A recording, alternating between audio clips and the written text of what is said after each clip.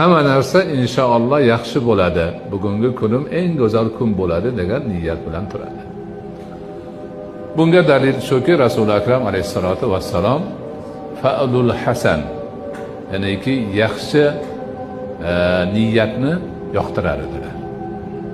Shum niyatlikni mutlaqo yoqtirmasinlar. Hadis sharif. Ana nima bo'lar ekan, qolarmikin, pistonmikin, bu bo'lib qolamanmikin, bu bo'lib qolamanmikin degan yomon niyatlarni xayoliga ham keltirmaydi.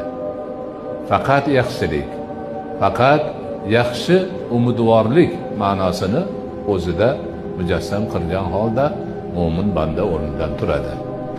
Doimiy ravishda shundoq bo'lib yurish kerak. Hamma narsani yaxshilikka yo'yish kerak.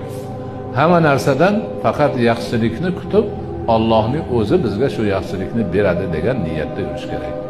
Shu niyatlik qilish, yomon narsalarni o'ylash, u bo'lib qolarmikin, bu bo'lib qolarmikin deyish insonning ruhiyatini tushiradi, o'zini demak dadilligini yo'qotadi, hadiksiraydigan, har qadamida nima yomon niyat uni churg'ab oladigan holat bo'ladi.